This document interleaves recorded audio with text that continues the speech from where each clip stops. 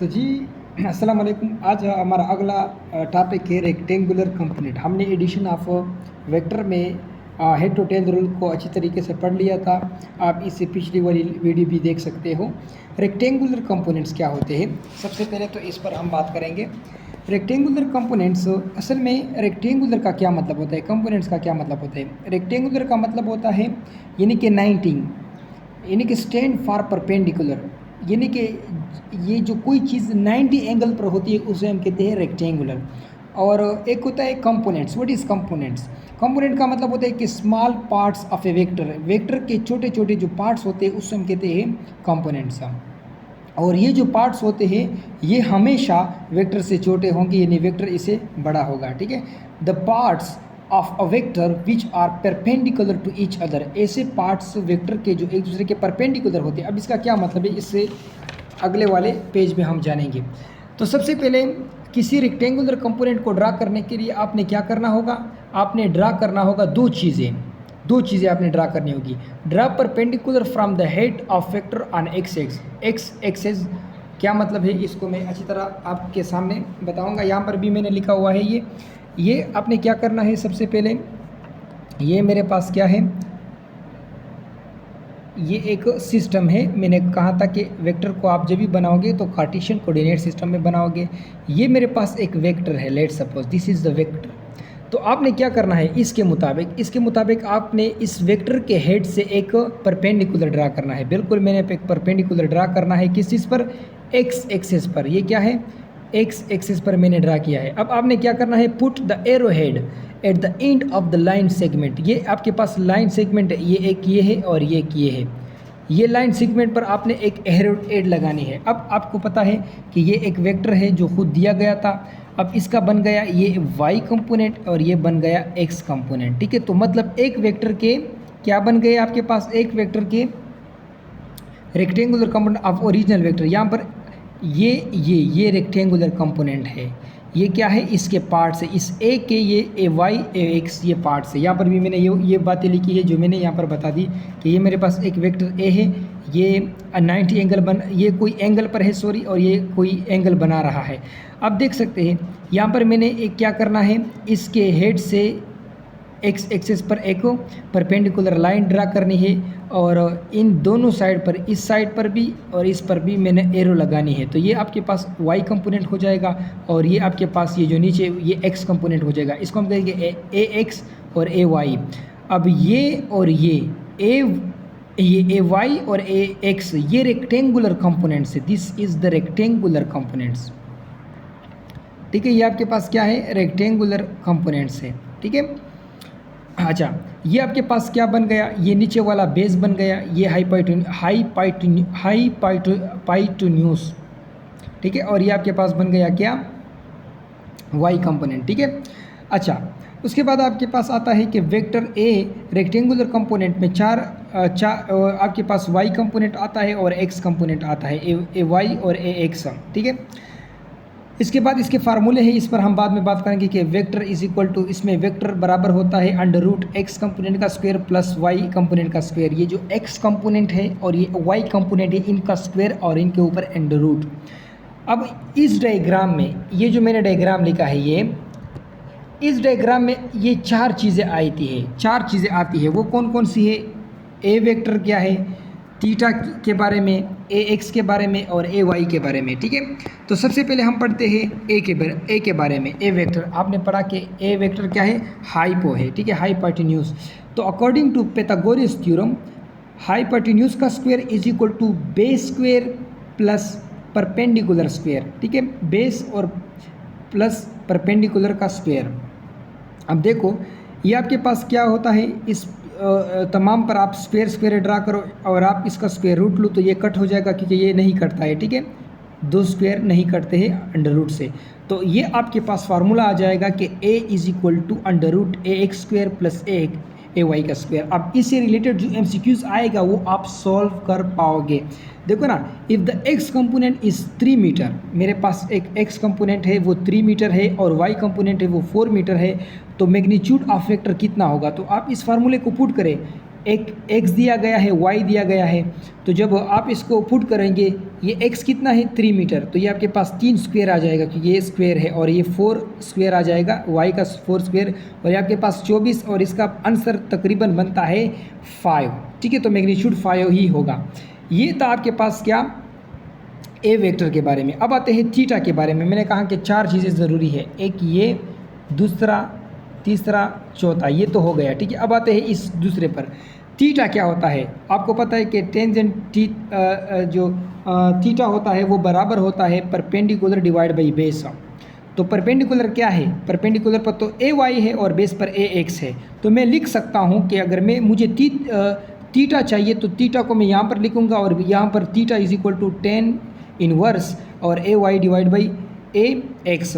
अब यहाँ पर अगर आपको दिया गया है कि मेरे पास y कंपोनेंट +5 है और x कंपोनेंट भी +5 है, तो इसका एंगल क्या होगा? तो आप इसको पुट करेंगे 5 आपके पास 45 एंगल आ जाएगा। ठीक है, आपके पास जो एंगल होगा वो 45 आ जाएगा।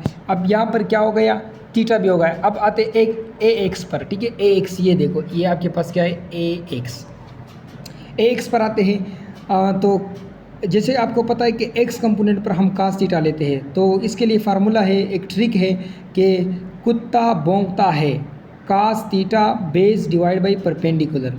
तो ये ax हो जाएगा और ये डिवाइड बाई a। बेस पर क्या है, ax है, और हाइपोटेन्यूज पर a है। तो ये आपके पास a cos theta is equal to ax, मतलब ax is equal to a cos theta. ये आपके पास अब फार्मूला बन चुका है, ये फार्मूला है। अगर मैं कहूँ कि मेरे पास ये असल में 10 न्यूटन है, सॉरी, अगर मैं कोई भी हो, सिर्फ हमें फार्मूले से आर्ज है, तो ये आपके पास 100 न्यूटन एक वेक्टर है, वो 60 एंगल बना रहा है, तो इसका x कंपोनेंट क्या होगा? तो आप इसको फार्मूले में पुट करें तो आपके पास आंसर आ जाएगा। अब ये भी हो गया, ये भी हो गया। अब आते ए वाई पर। तो ए वाई के लिए आपने क्या करना होगा, साइन थीटा लेना होगा। तो वाई कंपोनेंट के लिए आप साइन इस्तेमाल करते हो, साइन थीटा। तो सलीम पढ़ता है, पी पढ़ता है, हाइपोटेन्यूज है। तो आपके पास sine theta A Y divide by A, और A sine theta is equal to A Y, मतलब A Y is equal to A sine theta बन गया। ठीक है, तो ये आपके पास रेक्टेंगुलर कंपोनेंट का फुल एक्सप्लेनेशन था। उसके बाद अगर मैं कहूँ, लेट सपोज कि मेरे पास एक फार्मूला है, सबसे पहले इस फार्मूले को समझो कि रिजल्टेंट वेक्टर जो होता है रेक्टेंगुलर कंपोनेंट का, वो under root sum of X component square plus sum of Y component square, ये रेक्टेंगुलर कंपोनेंट का फार्मूला है रिजल्टेंट का। तो आपने क्या कर, अगर मैं कहूँ कि मेरे पास 30 सेंटीमीटर एक वेक्टर है राइट की तरफ, और एक 50 सेंटीमीटर अपवर्ड है, मतलब 90 एंगल बना रहा है, तो इसके लिए आपने क्या करना होगा, एक्स कंपोनेंट ये दोनों ही एक्स पर है, तो आपने क्या करना होगा, कास थीटा लगानी होगी। तो ए एक्स आ जाएगा 30 और ये बी एक्स आ जाएगा, क्योंकि कास 90 क्या बनता है, 0 बनता है, तो 0 ज़रबे 50 0 ही आता है। और ए वाई को अगर आप लिखोगे तो ए वाई 0 आएगा और बी वाई 50 आएगा, इसके अपोजिट आएगा। तो अब इस फार्मूले में ये चीज़ें पुट करो, ये जो चीज़ें आई है, ये तो देखो ना, ये देखो sum of X component square whole square plus sum of Y component whole square, तो A X plus B X और A Y plus B Y. तो आप ये सारा पुट करो, आपके पास आएगा तकरीबन 60 का एंगल आ जाएगा। ठीक है, अच्छा, अब हम आते हैं rule of direction of R. Resultant का क्या रूल है? सबसे पहले आपने स्टार्ट कहाँ से लेना है, फ्रॉम पॉजिटिव एक्स एक्सेस से स्टार्ट लेना है हमेशा। ठीक है, और किस तरफ मूव करना है, एंटी क्लॉकवाइज मूव करना है। लेट सपोज मेरे पास एक कार्टेशियन कोऑर्डिनेट सिस्टम में एक वेक्टर है, तो वेक्टर से यहाँ तक वेक्टर तक ये कितना बनता है, ये तकरीबन आपके पास ये थीटा ही बनता है, जितना ये थीटा इसका है इतना ही इसका डायरेक्शन बनता है। ये आपके पास फर्स्ट क्वाड्रेंट है। ठीक है, उसके बाद अगर मैं वेक्टर को जी एक्सेस यानी कि माइनस एक्सेस और वाई एक्सेस के दरमियान ड्रा करूँ, तो यहाँ से यानी कि मैंने कहा कि हमेशा पॉजिटिव एक्स एक्सेस है, ये क्या है, पॉजिटिव एक्स एक्सेस है, तो यहाँ से ड्रा करो यहाँ तक, तो ये तकरीबन 180 माइनस थीटा, यानी कि इस थीटा को माइनस करो और 180, ये इसका डायरेक्शन बनता है। ये सेकेंड क्वाड्रेंट होता है।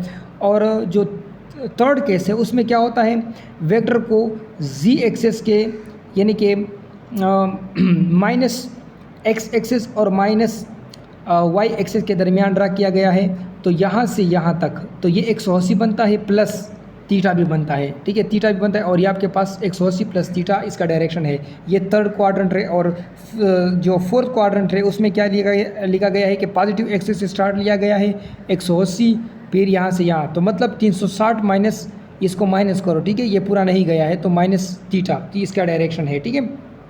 अब हम आते हैं कुछ शॉर्ट ट्रिक्स पर, ये ज़रूरी है एमसीक्यूज़ पॉइंट ऑफ व्यू से ये इंतहाई ज़रूरी है।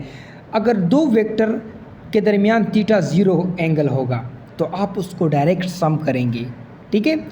अगर दो वेक्टर के दरमियान थीटा 180 एंगल का होगा तो आप उसको डायरेक्ट सब्ट्रैक्ट करेंगे।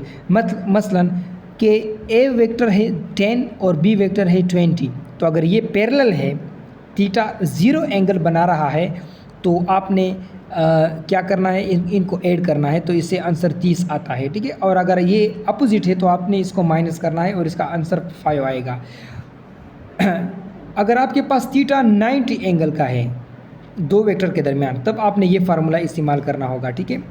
ये फर्स्ट का स्क्वायर प्लस सेकंड का स्क्वायर आपके पास ये आ जाएगा अगर थीटा 90 का है, ये बात भूलो मत। लास्ट पॉइंट ये है कि अगर थीटा 0 के बराबर भी ना हो, 90 के बराबर भी ना हो, 180 के बराबर ना हो, तो आपने ये फार्मूला इस्तेमाल करना है कि r is equal to under root first का स्क्वायर, फर्स्ट वेक्टर का स्क्वायर प्लस सेकंड वेक्टर का square plus 2 first vector into second vector cos theta, ये आपके पास फार्मूला आ जाएगा, ठीक है। तो ये कुछ अच्छे ट्रिक थे, इसको आपने लाजमी देखना होगा। अच्छा, इसके बाद है कि मेरे पास एक क्वेश्चन है। अगर मैं आपसे कहूँ, ये क्वेश्चन मैं आप लोगों पर छोड़ता हूँ कि अगर मैं कहूँ कि if A is equal to 10 units, B is equal to 20 units and they are neither parallel nor anti parallel, then the impossible value of resultant. एक वेक्टर ए है 10 यूनिट है, बी 20 न्यूटन है, और ये ना तो ये पैरेलल है ना ये एंटी पैरेलल है, मतलब न तो इनके दरमियान थीटा 0 का है, ठीक है, और ना इनके दरमियान एंटी पैरेलल यानी कि थीटा 180 का है, ठीक है। ये 180 180 का नहीं है, तब इनके दरमियान जो इम्पॉसिबल वैल्यू है ऑफ आर की वो क्या होगी, ये आप पर ये क्वेश्चन आप पर छोड़ा जाएगा, ठीक है। उसके अगले वीडियो में हम पढ़ेंगे सब्ट्रैक्शन ऑफ वेक्टर, और यहाँ से एंड अप होता है इस चैप्टर का।